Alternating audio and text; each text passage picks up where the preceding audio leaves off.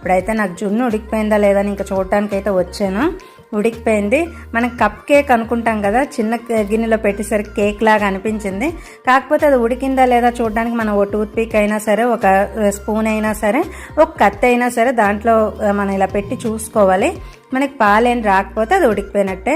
కాకపోతే చల్లారినప్పుడు మనకి అది గట్టిదనం వస్తుంది. ఇలా వేడిగా ఉన్నప్పుడు మాత్రం ఇలాగే ఉంటుంది. కొంచెం చల్లారాక గట్టి పడిపోద్దండి. ఈ స్టేజ్లో మనం దింపేసుకుంటే, ఇప్పుడైతే నేను తీసేసుకుని దీని టేస్ట్ చూస్తాను. ఇప్పుడు చాలా ఈజీగా మనకి 10 నిమిషాల్లో మనకి జున్ను పాలు ఉంటే రెడీ అయిపోతుందండి. కాకపోతే జున్ను అవాయిడ్ చేస్తూ ఉంటారు కదా, అలా అవాయిడ్ చేయకుండా మిరియాలు వేసుకుని తింటే మాత్రం సూపర్ టేస్ట్గా ఉంటుందండి. ఇప్పుడైతే వేడిగా ఉంది కదండి, మామూలుగా మనం ఫ్రిడ్జ్లో పెట్టుకుని కూడా తినచ్చు. లేకపోతే రూమ్ టెంపరేచర్కి వచ్చేసాక కూడా మనకి అది గట్టి పడిపోతూ ఉంటుంది. అలాంటప్పుడు కూడా మనం తినచ్చండి. వింటర్ సీజన్కి మనం నార్మల్ టెంపరేచర్ తిన్నా కూడా బాగుంటుంది. ఎప్పుడైనా ఎండాకాలం